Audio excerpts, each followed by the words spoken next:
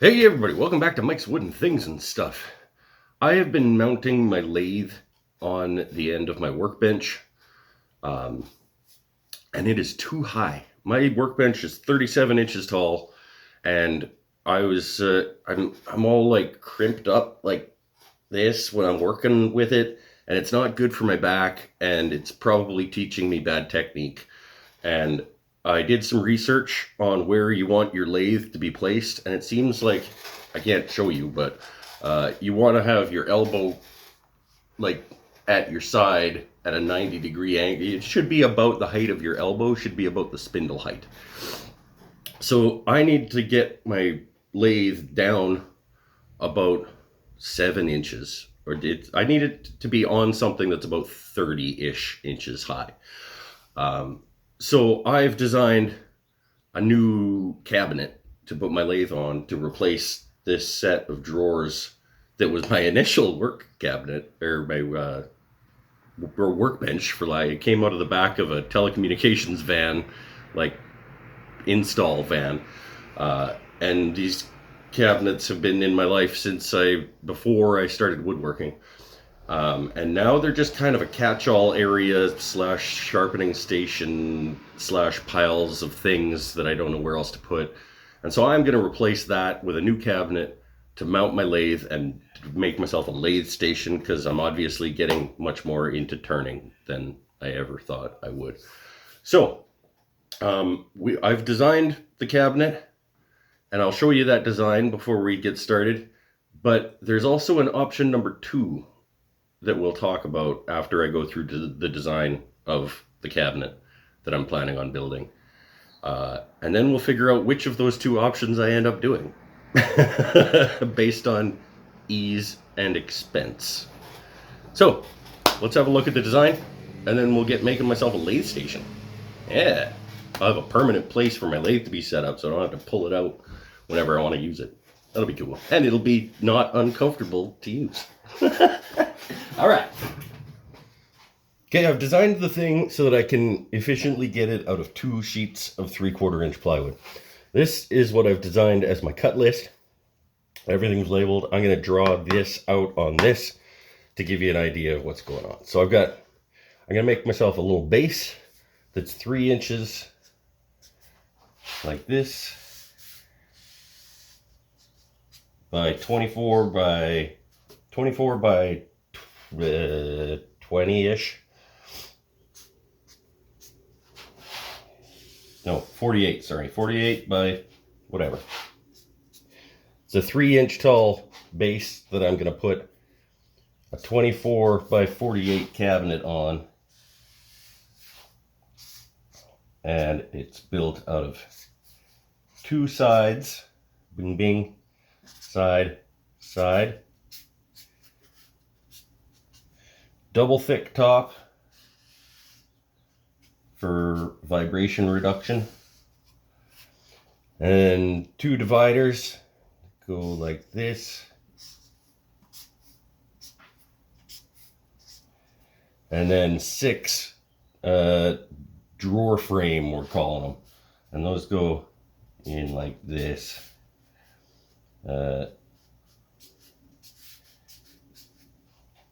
And then I'll put drawers or something in there. I haven't gotten that far yet. But that's essentially, it's going to be a base with a case on it. And then I'll just screw a piece of 3/4 or a piece of 1/4 inch plywood or something to the back of it to stabilize it. But I think that's going to be nice and robust and functional and a good place for a lathe. And it'll be, because these are all 24 by whatever, because I'm getting them out of the half of a sheet of plywood, with a 3-inch base, that'll put this at 27 inches here. With a double thick top will be about 29.5, which is about where I need my lathe to be.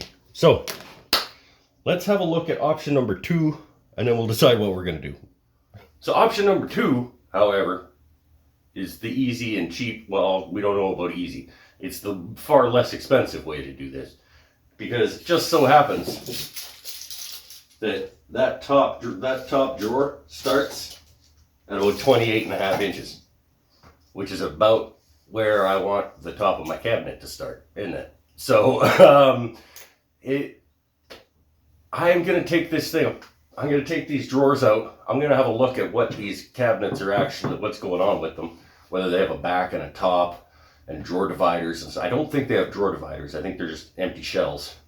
But if I can just lop these things off about here and slap a new top on them, maybe clean them up and paint them or something and spruce them up a little bit, and then buy a half sheet of plywood to make a double thick top to go on the top of this where I cut it right here, that's going to be a lot less work theoretically. And instead of spending $150 on 2 sheets of plywood, I'll spend $40 on a half a sheet of plywood. So that's what I'm hoping is going to happen, but I am ready to dig into a big cabinet project if I need to. So let's start emptying drawers out. In either case, I got to pull all these drawers out, and it'll give me a chance to reorganize them at the very least. All right, let's get started.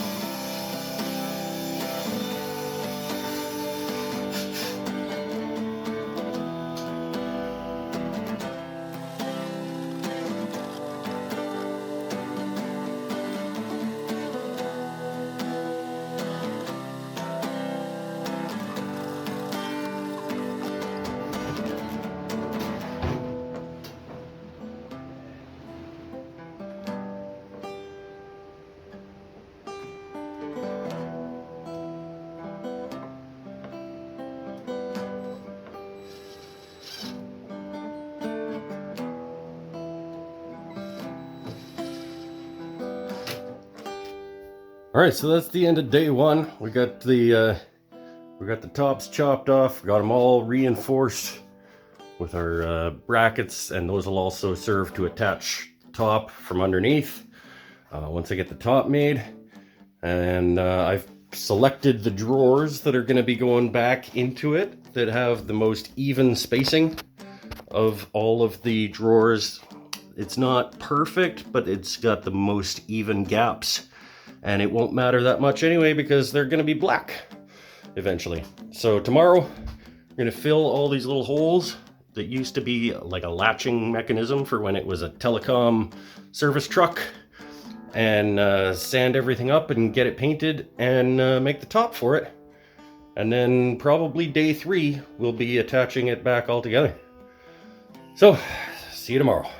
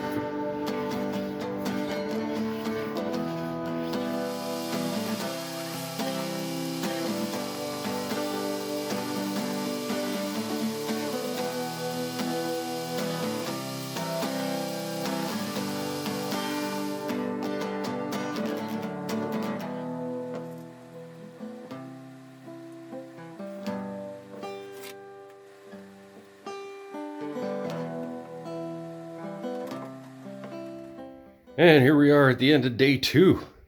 Got drawer fronts painted and new hardware, drawer pulls installed, and the top glued up and trimmed out. And tomorrow we're gonna take it all back apart. I still gotta cut a new toe kick piece out of the leftover chunks that I took off the top. And I gotta wash all the white parts still. And then I think I'm either gonna paint or stain, more likely stain the top. I like the wood grain in the top, so I'll probably do an ebony stain on the top. And then we will attach it all back together and have ourselves a lathe station. Okay, nighty night.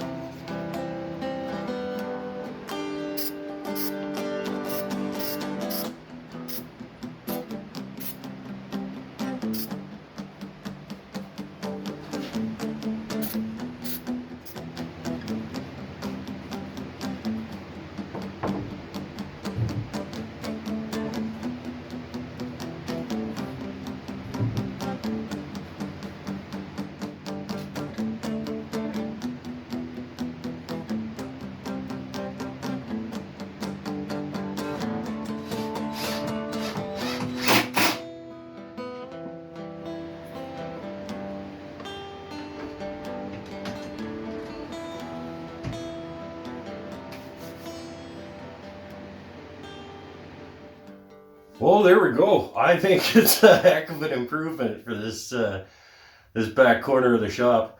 I did lose a little bit of storage, obviously, going down to 3 drawers per side instead of 4. But it forced me to get rid of a bunch of crap that I was keeping around that I don't need anyway. And it'll put my lathe at the proper height, give or take, so that I can turn more comfortably without imbuing myself with more back problems than I already have. So, if you like what I do here on the channel, remember I got a Patreon page over at patreon.com/woodenthingsandstuff. And stay tuned for more videos of shop projects and house projects and all kinds of other stuff that I do here. Alright, thanks for watching. We'll see you next time. Stay happy, stay healthy, stay safe. Bye for now.